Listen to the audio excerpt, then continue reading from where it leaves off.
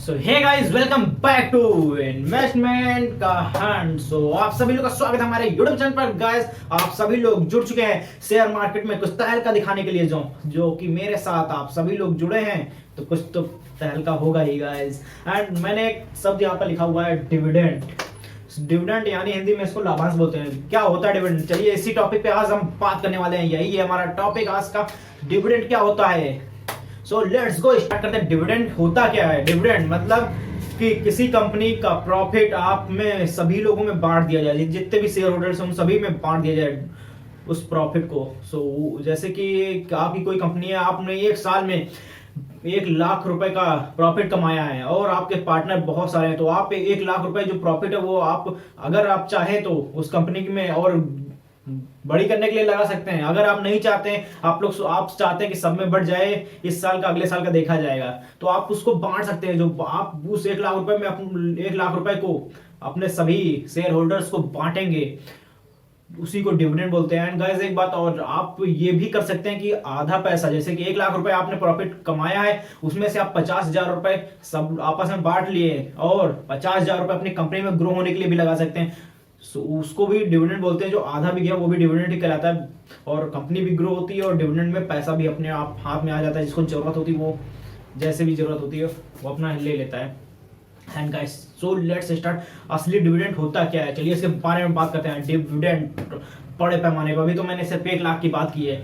बहुत बड़ी बड़ी कंपनियों, वैसे तो छोटी कंपनियां जो मैंने 1,00,000 रुपए बताया, वैसे छोटी कंपनियां कोई भी डिविडेंड नहीं देती हैं, ये क्लियर है। एंड बहुत ज्यादा बड़ी मेच्योर कंपनियां जो कि बहुत सालों से 10-20 सालों से शेयर मार्केट में रह चुकी हैं और बहुत अच्छा मुनाफा कमा रही हैं। एंड गाइस मैं आपको एक बात बता देता हूँ, जो कंपनी गवर्नमेंट हैं, आप लोग समझ सकते होंगे, एनटीपीसी, बहुत सारी, जो आप लोग को पता होगा गवर्नमेंट कंपनी कौन सी है और प्राइवेट कंपनी कौन सी है। जितनी कंपनीज गवर्नमेंट है वो अधिकतर डिविडेंड देती हैं। सेल हो गया और भी बहुत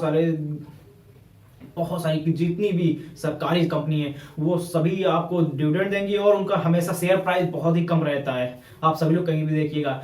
एंड गाइस अब आपको मैं बताता हूं, जैसे कि आप किसी भी कंपनी को ले लीजिए, किसी कंपनी ने 100 करोड़ रुपए अपने एक साल में कमाए हैं। सो आप सभी लोग को बस मात्र कुछ पॉइंट शेयर होते हैं, आप सभी लोग को पता होगा, मगर वो कंपनी के हेड तय करेंगे कि अगर डिविडेंड देना है कि नहीं देना है। अगर उन्होंने तय कर लिया कि मुझे पूरा का पूरा जितना मैंने प्रॉफिट कमाया और सभी लोगों में बढ़ जाएगा, ऐसा ही नहीं कि आप ही को मिलेगा उन लोगों को नहीं मिलेगा, वो जब बटेगा तो सब में बटेगा।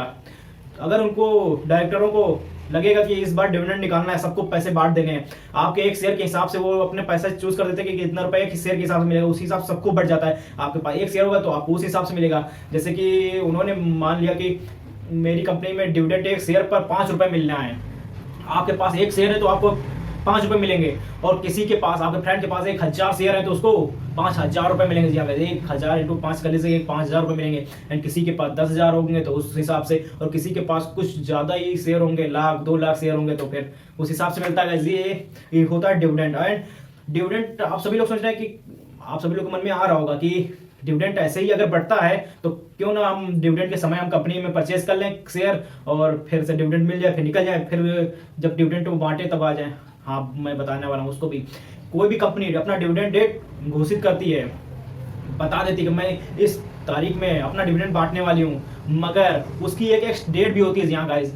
जैसे कि मैंने अपनी कंपनी का डिविडेंड आने वाली 2 फरवरी 2023 में किसी भी डेट में मान लीजिए, 2 तारीख को मान लीजिए, 2 फरवरी को मैं अपना डिविडेंड देने वाला हूँ। जैसे मैंने आज इसको अनाउंस किया तो आप सभी लोग पता होगा, बहुत सारे लोग मेरे शेयर की परचेजिंग कर लेंगे और मुझको बहुत सारे लोगों को पैसा देने होंगे, मगर ये नहीं होता गाइस, क्योंकि मैंने जो आज बोला है उसकी एक डेट होगी कुछ, कि उससे पहले के ही शेयर होल्डर्स को मैं डिविडेंड दूंगा, क्योंकि वो पहले से जुड़े हुए हैं। मुझे एक साल के प्रॉफिट में शेयर पैसे बांटने हैं गाइस, ना कि अभी 1 महीने पहले ऐड हो जाएगा तो उसको मैं पैसे बांटूंगा। 1 साल से जो मेरे साथ जुड़ा हुआ है या फिर कुछ और पहले से जुड़ा हुआ है, उन सभी लोगों को डिविडेंड देंगे। ये नहीं कि मैंने आज अनाउंसमेंट कर दिया मैं 1 फरवरी को 2023 को डिविडेंड देने वाला हूं और आज ही सभी लोग मेरे सब शेयर खरीद चुके और मैं अपनी कंपनी का जितना 100 करोड़ रुपए मैंने कमाया वो सब उनमें बांटूं, ऐसा नहीं होगा गाइस। जैसे कि मैंने आज अनाउंस किया, उससे पहले वाले जो शेयर परचेज कर चुके होंगे, पहले से कर चुके होंगे, उन लोगों को उस डिविडेंड का लाभांश मिलेगा। मतलब डिविडेंड मिलेगा वो सेम होता है, लाभांश मिलेगा यहाँ गाइस। तो आप लोग समझ गए होंगे डिविडेंड अचानक से मैं किसी को नहीं दे सकता, या कोई भी कंपनी किसी को नहीं देती है। एंड ये नहीं आप लोग मन में सोच रहे होंगे कल ही इसने बोला था डिविडेंड परसों बांटेगा अगले महीने, आज ही इसके शेयर परचेज कर लेंगे डिविडेंड से कमाएंगे, वैसा नहीं होता गाइस। उसकी एक डेट होती है, उससे पहले वाले शेयर होल्डर को ही डिविडेंड मिलता है गाइस, जो उससे पहले हिस्से जुड़े हुए हैं। सो गाइस आप लोग समझ गए होंगे किसी कंपनी का डिविडेंड कैसे ही बांटा जाता है। एंड बहुत सारे लोग, जैसे मैंने अभी बोला था 1,50,000 कंपनी में कुछ इधर, वो लोग के मन में रहता है, जो भी वहां पर ऊपर बैठे हुए हैं अधिकारी लोग, उन लोगों को पता होगा कि कंपनी में ग्रो करने के लिए पैसे डालने हैं कि नहीं। अगर कंपनी में ग्रो करने कंपनी को जरूरत होगी, जैसे मशीनरी खराब हो चुकी है, बहुत पुरानी हो चुकी है, तो उस साल वो डिविडेंड नहीं देंगे। उनका मन होगा कि मुझे मशीनरी चेंज करनी है, कंपनी और ज्यादा परचेजिंग क्षमता बढ़ाएगी और ज्यादा किसी प्रोडक्ट को निकालेगी, सो उस हिसाब से वो कंपनी में लगा देंगे अगर वो प्रॉफिट, तो हम लोग को डिविडेंड नहीं देंगे। अगर उनको मन होगा तो आधा कंपनी में लगाएंगे, आधा हम लोग को पास डिविडेंड के रूप में दे देंगे। जैसे 5 रुपए देने थे तो उस हिसाब से वो 2.5 रुपए के आसपास होगा, आधा हिस्सा। एंड गैस डिविडेंड अच्छा होता है या बुरा आप लोग खुद ही समझ लीजिएगा। आप लोग को मैं बता देता हूँ, एक चीज और बता देता हूँ मैं कि वॉरेन बफेट को आप लोग जानते होंगे, अगर शेयर मार्केट से है तो वॉरेन बफेट को ना जाने तो वो बहुत ज्यादा बुरी बात है। चलिए मैं बताता हूँ, आप अमेरिका के सबसे, वैसे तो वर्ल्ड के सबसे बड़े बिग बुल कहने जाने वाले वॉरेन बफेट को कोई भी जानता होगा, बट उनके बारे में एक चीज मैं बताता हूँ। डिविडेंड की बात हो रही तो डिविडेंड में उनके बारे में बता देता हूँ।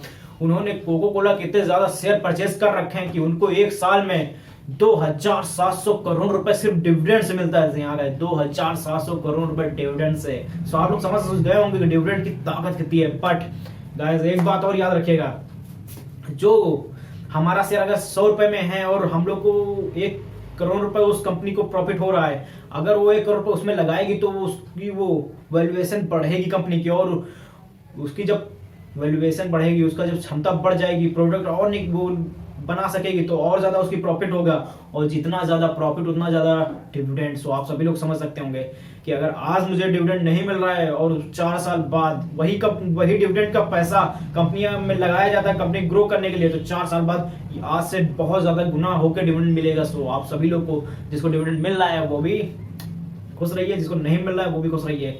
सो आप सभी को डिविडेंड के बारे में जानकर कैसा लगा, like comment share subscribe. Bye, जय हिंद, जय भारत।